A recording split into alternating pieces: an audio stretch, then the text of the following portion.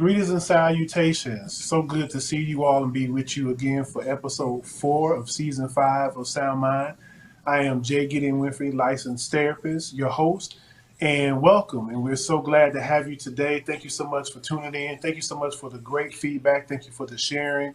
And we want to go ahead and jump into today's subject matter, which is we're going to be dealing with lust versus love, the love edition. But before, let's go over our homework. It's always important to make sure that we've done our homework per episode because we want to make certain that we're actually not just having conversation, but we're also doing the act of converting and having conversion, okay? Now, in episode 3, when we talked about the lust aspect of lust versus love, we talked about the 7 characteristics of lust. We also talked about what the definition of lust was, okay? So very quickly, the 7 characteristics of lust that we spoke of was impulsiveness, recklessness, being selfish, living in the moment, being impossible to feel, chaotic, and just having something to do. Those were the 7 characteristics. And what your homework assignment was with each characteristic to ask yourself the question, when have I actually felt that I operated in these characteristics? And also, when was these characteristics actually demonstrated towards me? So it gave us an idea of what lust can look like, not just on the surface, but also some of the subtle ways that lust can sometimes manifest itself, okay? So we want to make sure that we did our homework because everything we do here on Sound Mind Season 5 is progressive based, meaning that if we really want to get the greatest impact of where we're going, we have to make sure that we've done the work for where we've been, okay? So go back, if you haven't done your homework, go back to episode 3 and review that episode just to make sure that we're all on point because now today we're going to be talking about the love edition of the lust versus love dynamic, or rather the psychology of lust versus love, okay? Now, this one was one of my absolute favorite to work on and to develop because I love love, okay? But I want to say this and be transparent. Let's just get this out in the atmosphere. God is love, period. God is love. And we live in a society that love has really been manipulated to mean different things and to look different ways. You know, one of the common expressions that you hear in social media and pop culture today is love is love. No, love is not love because love cannot sustain itself. You have to have something greater than love in order for it to be sustained. And here on Sound Mind, because we believe in allowing our theology to guide our psychology, we want to make certain that we recognize the Most High for being who He is, and God is love. Okay? So, with that being said, let's go ahead and dive in terms of the biblical aspect of things, because y'all know how we get down on Sound Mind, is we like to take the secular and have it blended with the sacred. Okay? So, let's look at the sacred as far as one of the most common, clearest definitions of love, and we can turn right to 1 Corinthians 13, 4 through 8. And I'm going to recite it for you because I want you to pay attention to the wording of this because I want you to be able to absorb this in your spirit. Now, 9 times out of 10, you've probably heard this a million times and read it 2 million. But what we want to do is have the actual application of it because that's how we get wisdom, okay? So 1 Corinthians 13, 4 through 8 talks about what love is. And it says love is patient, kind, doesn't envy, doesn't boast, isn't proud, doesn't dishonor others, doesn't seek self, isn't easily angered, keeps no record of wrongs, doesn't delight in evil, rejoices with the truth, protects, always trusts, always hopes, always perseveres and preserves, and never fails. That's the perfect biblical backdrop of what love is. And as you see, love is not one dimensional. It has so many different definitions and so many different charges that love has. And the ironic thing is, a lot of times when we talk about love, everybody wants love, but then people oftentimes don't want to do the work that's involved with reciprocating that love. And that's typically where we sometimes get matters confused. And that's why I wanted to compare and contrast the difference between love versus lust, because sometimes we think that we're loving, but we're really lusting. And sometimes we're lusting with the intention on desiring for it to become love. And so when we look at the individual characteristics, it's going to help us to be able to really differentiate between the two so that we can have the conversations that we need to have with ourselves, but then also with others in our respective circle. As we did in episode 3, we broke down 7 characteristics of lust. And so, what we're going to do today is we're going to break down the 7 characteristics of love, okay? So, we had a definition that First Corinthians 13, 4 through 8 gave us, but we want to look at the characteristics. And what you're going to find is there's going to be a stark contrast between what we saw with the lust characteristics and what we're going to characteristics, okay? Because I want to be able to show us today is that there is a stark contrasting difference between lust and love, okay? So the first characteristic of love as it relates to our lust versus love um, psychology and paradigm is love is strategic and intentional, okay? Love is strategic and intentional. When we say strategic and intentional, love observes the environment, love observes that person, and love is intentional in what it does. Love isn't passive. One of the things that I've often said in my practice with my couples that I work with, and I also say this to my children, particularly my sons, I would often say to them, love is not a noun, it's a verb because it's action based. So even when you go back to First Corinthians 13, 4 through 8, all those are action initiatives there. But when we talk about love being strategic and intentional, love is not something that's passive. It's not something that has an oh well attitude. It's not a I'll get to you when I get to you. Love is being so in tune with whatever is going on in that person's life that what you do is really tailored to them. Um, it's a matter of making certain that there is a representation and a motivation based upon what is the needs of the individual that we love and not just handing them anything any kind of way, okay? So love is strategic and intentional. That's the first characteristic. But to keep the continuity of what we did in the last episode, whenever we go over characteristics, ask yourself the two-part question. When have I actually demonstrated this characteristic? But then also, when has this characteristic been demonstrated to me?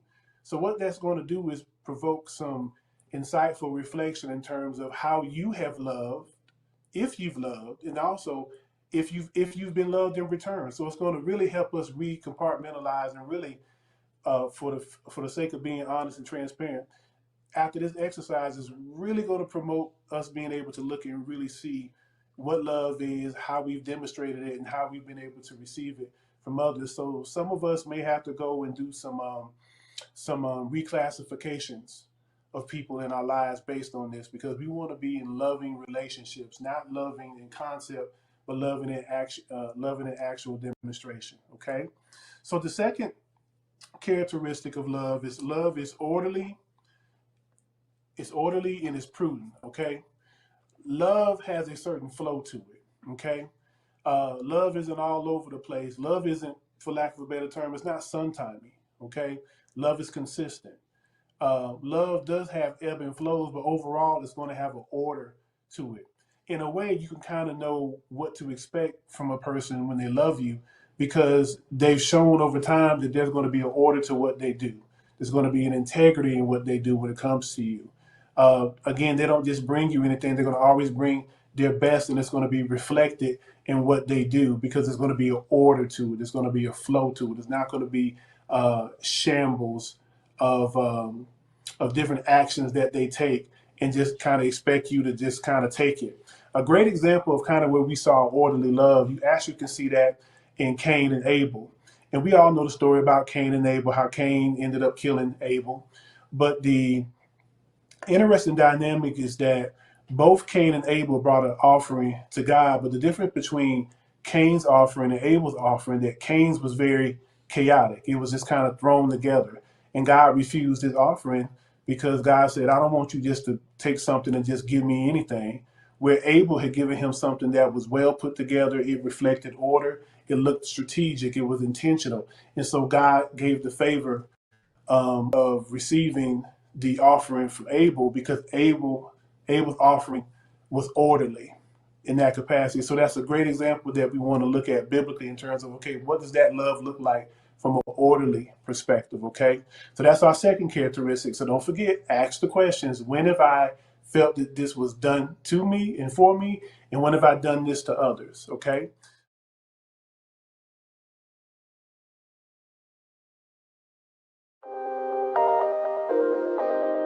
every discipline starts with creating a habit.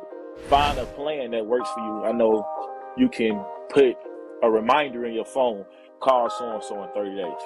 You can't use the excuse that, oh, I'm an introvert or I'm an introvert, stuff people like to say. Nah, if you're not outgoing, right, you better get going, because that's the only way networking works.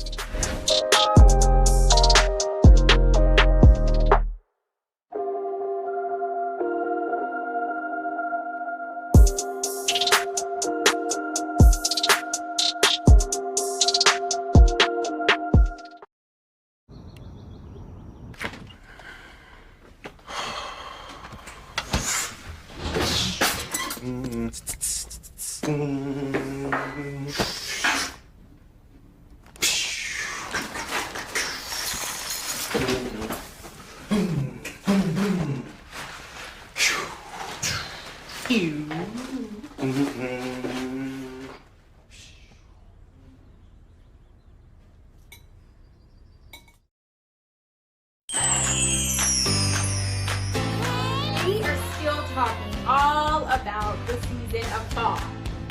Hey, Miss Kim. Hey, Miss Kim. Hey, Miss Kim.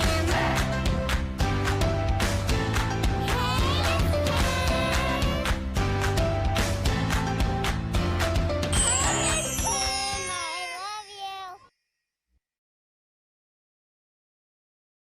Characteristic number 3, love is considerate and generous, okay? Love is always looking to answer whatever the need is of whoever the receiving party is.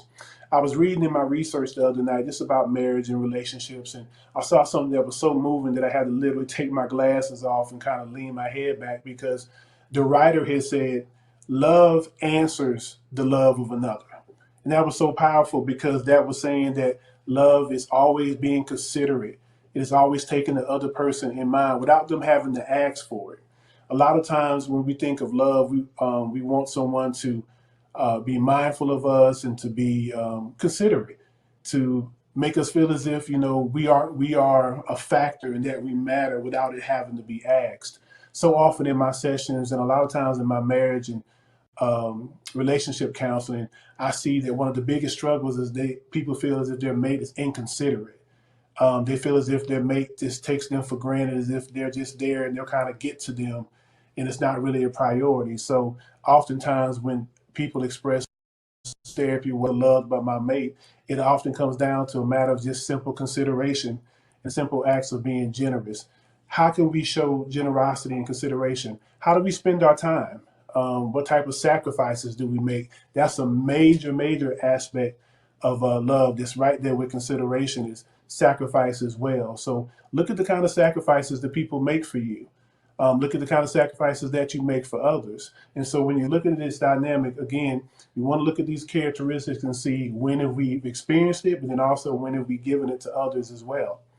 The fourth characteristic is love has momentum to it because it's ongoing, okay? I read something that I tell my couples often, because people, from a pop culture perspective, you hear people often say that you date to marry, and I said, no, I want to challenge that perspective. You don't date to marry, you marry to date, because when you're talking about marriage and relationship satisfaction, that momentum is so important. You want things to be ongoing. You want your communications to be ongoing. You want your considerations to be ongoing. You want to make certain that year 15 looks just like, year one, just minus some of the issues you may have had as you all were kind of onboarding together and learning how to walk together. But there should be an ongoing momentum. There should just be a motion that propels you forward, that you look forward to your conversations. You look forward to those times that you spend together, and making certain that that preservation of that space is so important when you talk about a momentum and having an ongoing love experience. And that's very important. Now, this isn't just applicable to romantic relationships. This is for any relationship. When you say, I love my brother, I love my sister, I love my uncle, there has to be a momentum and an ongoing charge that's maintained in that, in order to make certain that that love has the ability to keep that motion moving forward, and to make certain that people just feel as if they matter, because that's ultimately what it comes down to. Is, do we feel as if we matter? Do we make people feel as if they matter? Do people feel as if they're just something that has to be scheduled into our lives and scheduled for convenience in that capacity? So that momentum is so critical, and we want to make sure that we maintain that in an ongoing way. The next characteristic is love is fulfilling. Okay. Now, when we say fulfilling, what we're basically saying with this characteristic is that love in and of itself is more than enough to sustain. Okay.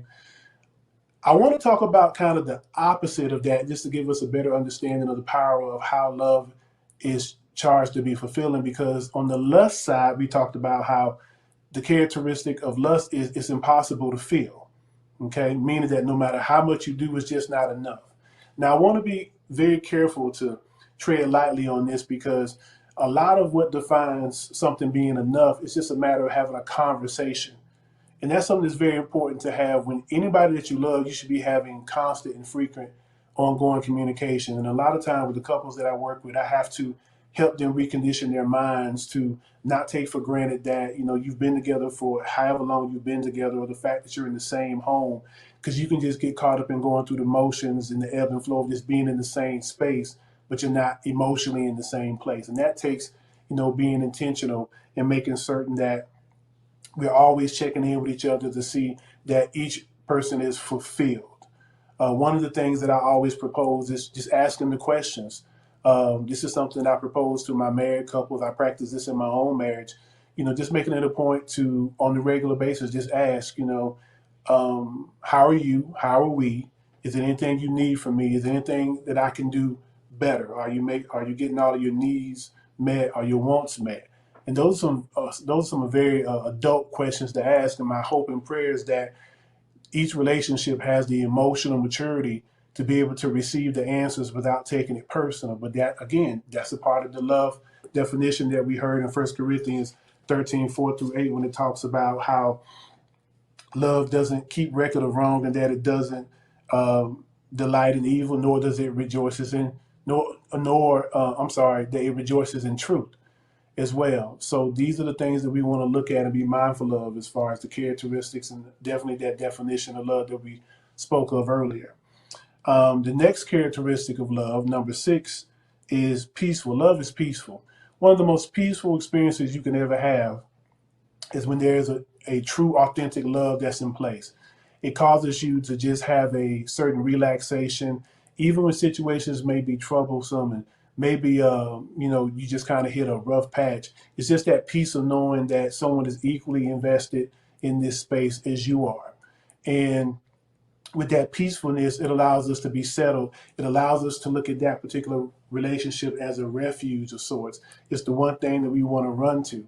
And it's the one thing that we want to be taken, into consideration regarding how much are we a refuge for.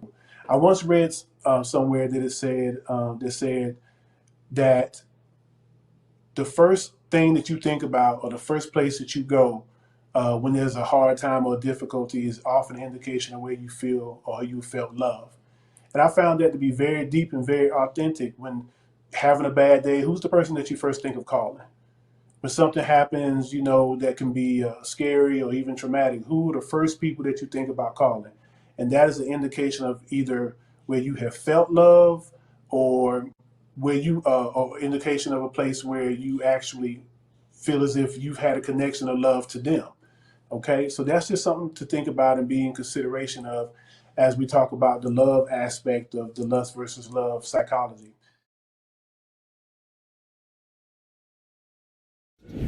Well, look, you might not be popular, but my favorite character is Celestial, because one of the quotes that I wrote down in the book that kind of stood out to me was, "Love is the enemy of sound judgment." She seemed like a very needy woman. And I can't even respect Andre, because how do you prey on your friend's wife while he's incarcerated? Like, I just can't get with that. And maybe I got too invested in the book,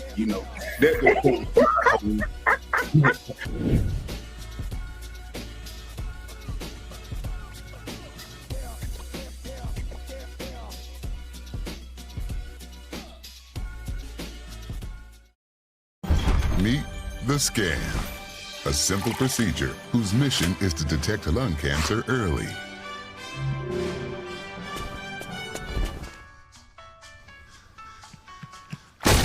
I'm here to save you. But I feel fine. That's great, but you may still be at high risk for lung cancer. Oh man, that's a new fence. If you smoke, early detection could save your life. Learn more at savedbythescan.org. What's up, y'all? It's your boy Jermaine, Dolly, Mr. Hello, Dolly himself, and guess what? You're tuned in to Tea and Worship with my homies, Mignon and Corey. Keep it out, y'all.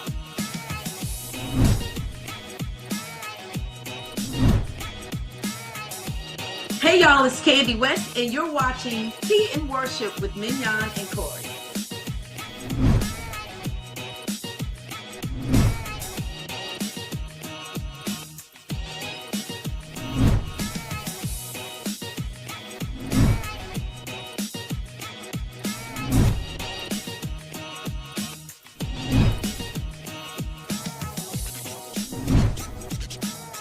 It's your boy James Fortune, and you are watching my favorite news show, Tea and Worship, with my sis Mignon and Corey.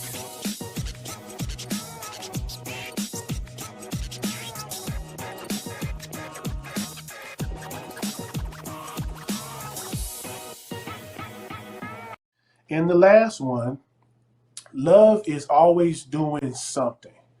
Love is always doing something. Love isn't passive. Love is active in what it does. It's active in its movement. It's active in its words. Love doesn't say, "Well, you know I love you because you should know." We never want to take for granted the love that anybody has for us, because a lot of times what happens is people just need to hear their love, but then also see it evidenced in the actions that are taken. We want to make sure that the expressions of love that we have verbally match up with what people can see in our actions. It doesn't have to be something grand. It doesn't have to be something expensive. It's just a matter of showing ultimately the investment that we have in those that we love, because we want to make certain that there's no question. One of the things that I tell the husbands that I work with is oftentimes you want to make certain that your wife can look, even when you're not home, and be able to see that she's loved.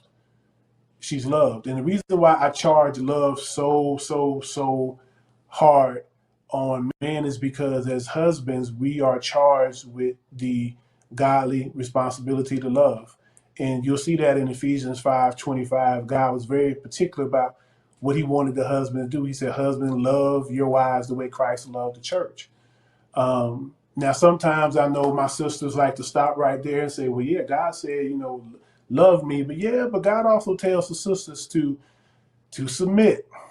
And that's a whole different conversation. We don't have no time to touch with that one. We'll touch on that one maybe later on in the season as far as marriage matters in that capacity. But husbands are charged to love your wives the way Christ loved the church, okay? So for those of you that aren't married, my hope and prayer is that if you're marriage minded, go ahead and start practicing these dynamics in your personal relationships, and then look for these in return, because we want to make sure that we're in a mutually beneficial relationship and that we're equally yoked with an individual. We don't want to be yoked with somebody that has a lust psychology when we're developing a love psychology, because that's going to be a contradicting opposite in and of itself, okay?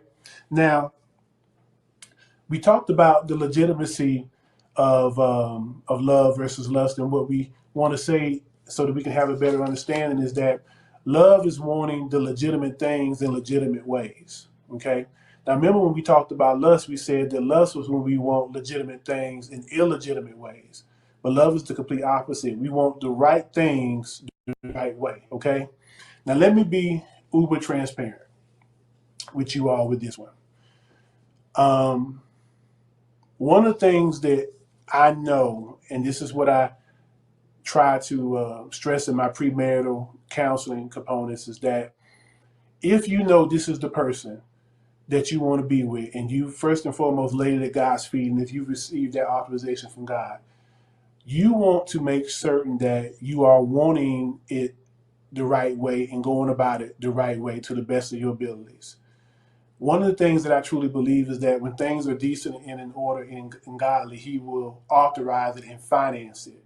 And I can say that personally that I've been able to experience that in my own experience in my marriage, is that when I saw that this was what God would have me to do and I honored it his way, he has blessed it tremendously. So I'm not just saying something from an aspect of what I think.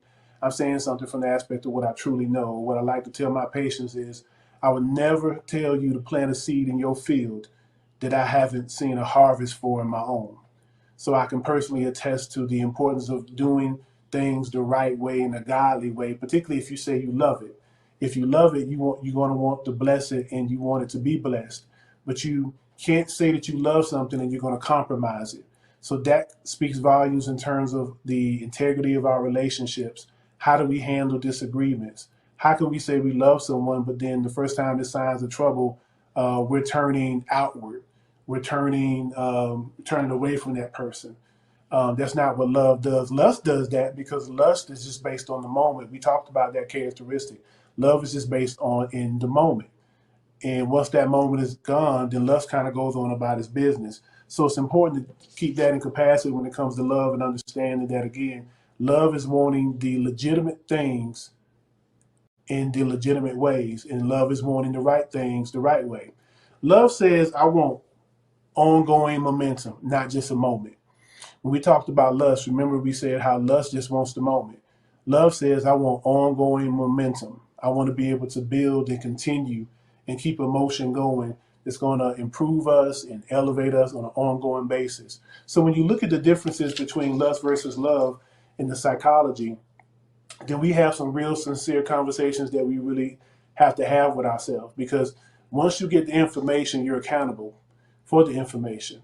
So it's not just something to have a casual attitude towards. This is something that I really want us to take into consideration. Looking at our relationships, if you're currently involved in a relationship, any kind, if it's a friendship, if it's a romantic relationship, is it really based on love in the biblical definition as well as with the characteristics? Is it chaotic? If it's chaotic, that's a demonstration of lust. If it's orderly, then this is a characteristic of love. So there's contrast here for us to compare and look at and really have some adult conversations with ourselves, because now that we have the information, if we continue to move forward in the way that we have, and whatever the situations may yield or whatever the consequences, it's kind of hard to blame somebody else when we had the information, but we just didn't have the activation that we needed because we were hesitant for whatever reasons. So it's important to be able to take this information and be able to pray over it, ask God to show you throughout the process, and He will. He will. So that's what we have for today. So we've gone over the psychology of lust versus love. We had the lust edition in the last episode, and today we have the love edition. So we've been able to compare and contrast. We've talked about the characteristics. We've talked about the definition. So you've been given some very solid tools to look at. My hope and prayer is that you actually will apply them, because we want wisdom. And you know, here at Sound Mind, what we say about wisdom. We say that you get the knowledge, and then the understanding comes from you taking the knowledge and seeing how it applies to you as an individual. But then we go on to wisdom, because we actually apply the understanding that we have in order to get wisdom. We activate it, we execute it, okay? So that's it for this episode. Thank you so much for tuning in. We love the support. We thank you for the growing audience that you all are contributing to us having here at Hope TV and on Sound Mind. And as always, may the Lord bless you and keep you. May He make His face shine upon you and be gracious unto you. May He bless you when you're going out and you're coming in. May He bless you with shalom peace, that you be at peace with yourself, that you be at peace with others, but most importantly, that you be at peace with God. I'm Gideon Winfrey, licensed therapist, and this has been another episode of Sound Mind, and we will see you on next week. But remember, sound doctrine leads to sound mind, okay? Take care. We love you. We'll do it again next week.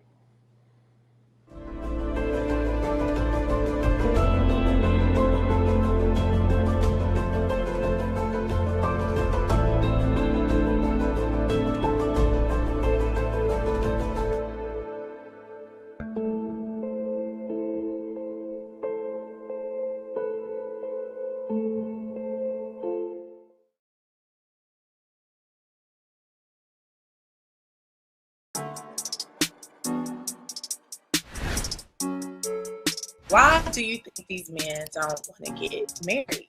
It really depends on an individual's why for getting married. A lot of the things that make a man good are kind of intangible. And his credit score shouldn't be the metric for what makes him good.